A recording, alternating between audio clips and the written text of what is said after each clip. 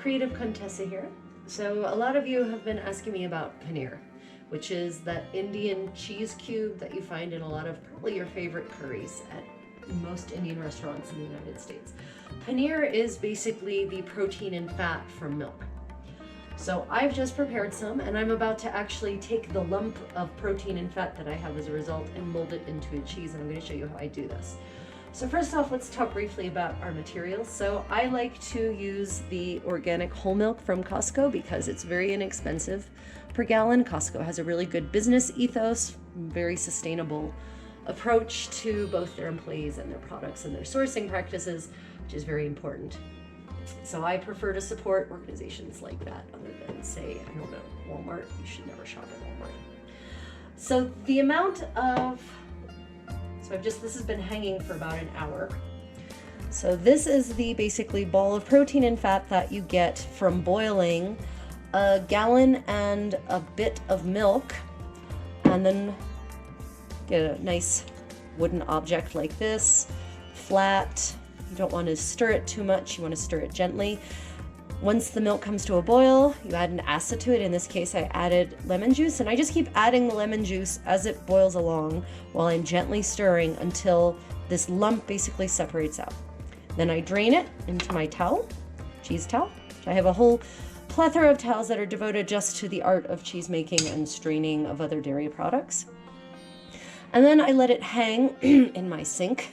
Seems that my sink faucet is perfectly adapted for this purpose for about an hour, and then we get this. So I'm going to now use my fingers to actually mold this out, and I'm going to scoot my towel a little bit this way so that when I've molded it into something about the size of this cutting board, actually, it will have plenty of towel to go around the big rectangle of cheese that I'm going to make. So I do this through the towel. This helps keep your paneer cleaner, less interference from the oils in your fingers, and also allows you to really mold it into the corners of the towel and get that shape that you want to have nice cubes. See, just sort of molding along, mold. Keep pressing, and the idea is that you want to press these curds together. Right now, these curds are kind of chunks, you can see, right? Okay. We want these chunks to love each other, to really form the perfect cheesy marriage. And to do that, you have to use a little bit of force. So press, press, press, press. And once I finish pressing this, which it doesn't take that long, you can see we're already making pretty good progress here. Want to try to maintain a consistent thickness, because when you go to cook your cheese, to say fry it before putting it into a curry, you really want it to cook as evenly as possible. It's just good cooking practice. Like I said, the amount that you see here, this is from a gallon and a bit of milk, so it actually takes quite a lot of milk to get this much out of it. And I know some of you are probably going to ask me, can I use low-fat milk? Can I use non-fat milk? Well, you can. You're going to get a lot less, and your cheese is going to be much more rubbery because it's going to be all protein if it's skim milk, and it's going to be more protein than fat if it's a low-fat milk. But to this I say, why? Why are you afraid of fat? Stop fearing fat. Fat is your friend. Love the fat. You're going to fear a macronutrient, you should fear sugar, specifically refined sugar that has been separated from its original source.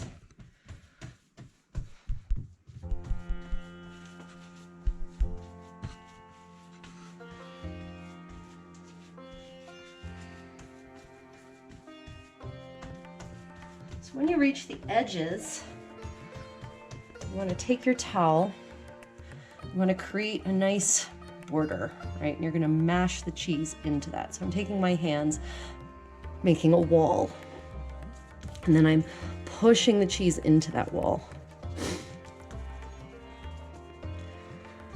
So you want to have nice, clean, strong edges.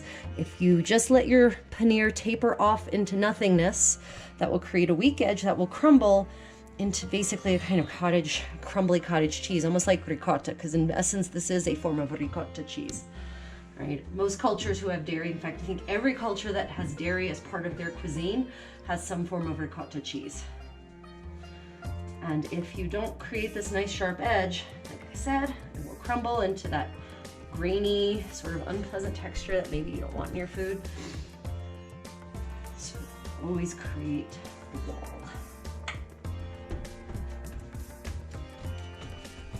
Well, I'm going to keep doing this, and once I'm done, I will show you how the final product looks.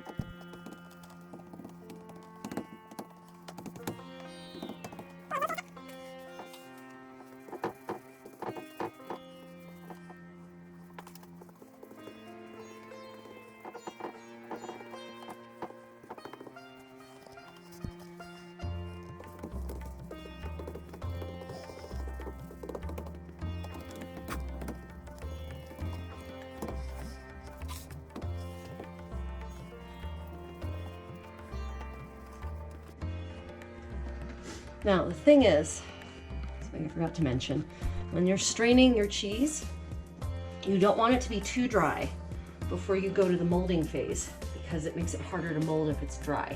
You still want it to be a little bit wet, a little bit moist, like wet clay, right?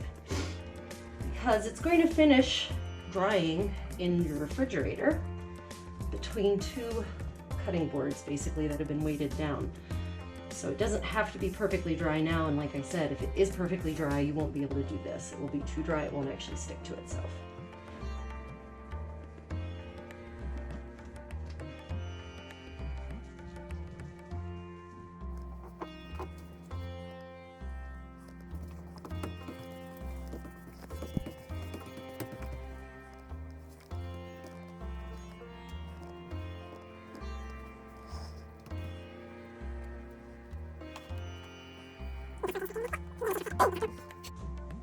Right, so some of you may be wondering, what is the optimal thickness? There is no optimal thickness.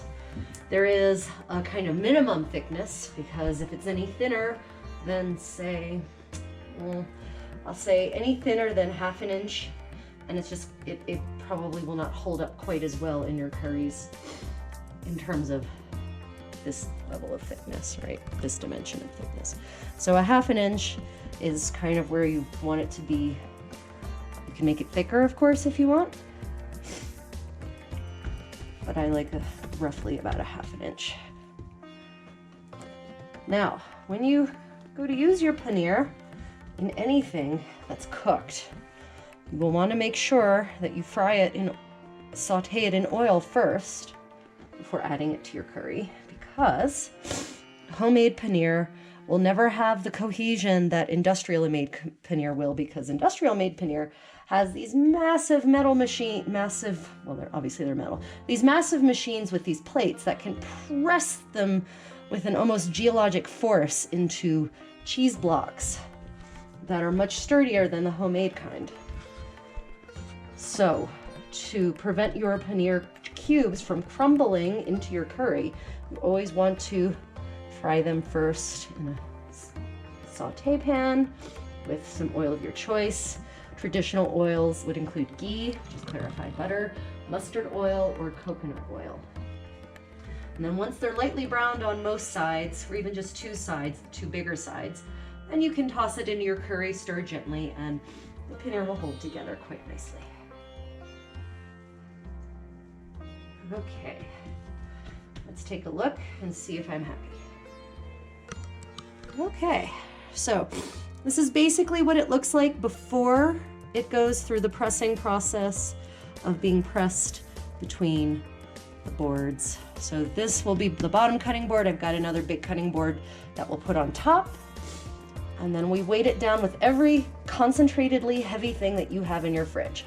Especially liquids are really nice and heavy. So if you have other things, milk or half and half, or canned food's really nice and heavy.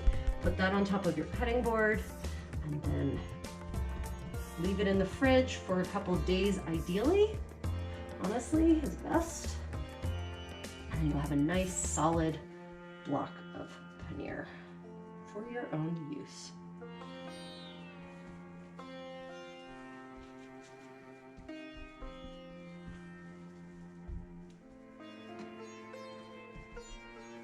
Okay, so when you put your boards on, you want to try to make sure there are as few strange folds in your cheesecloth as possible, because those, it won't ruin your paneer, it's just, it'll create strange divots that might create areas that are too thin, and you don't want that. So you'll see I've made sure that this is nicely draped over, nice and flat more or less.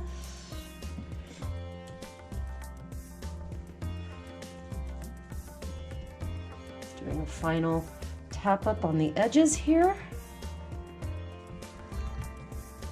Giving it a final massage to smooth out any last curds that are trying to be independent operators. Remember, this is a team game, not a freelance sport.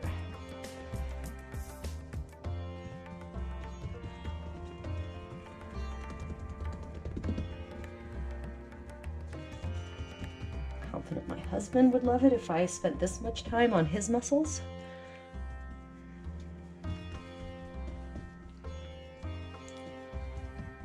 Okay, here we are. We now have our proto paneer. So I'm going to go grab the other cutting board and I'm going to weight the crap out of these and figure out where on earth I'm going to put it in my overly stuffed fridge. Okay.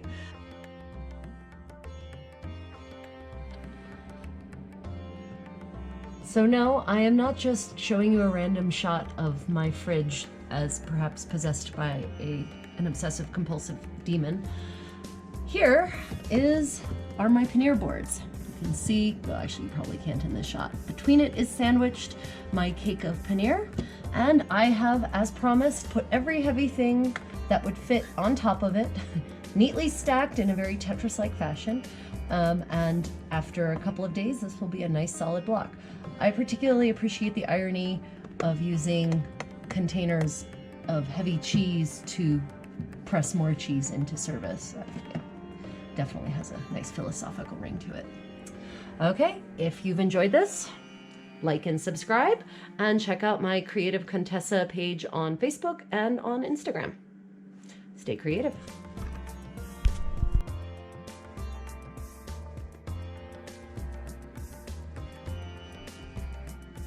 Creative Contessa here.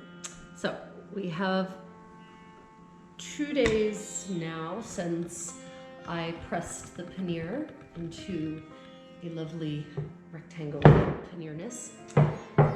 Let's see how it looks after 2 days of being crushed between the geologic weight of everything in my fridge.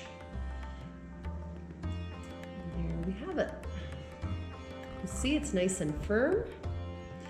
You might also notice that there used to be a chunk here. I will confess that I cut off a chunk of it the same day I made it to put into some Palak Paneer because I needed the paneer right then and there. But better of me to have waited. So now it's nice and firm, and now we'll be able to cut that into nice cubes, marinate it in some lovely mustard seed oil with some turmeric and some salt, maybe a dash of chili pepper, and then fry that up before adding it to whatever curry you like. So that's been your paneer tutorial. Enjoy.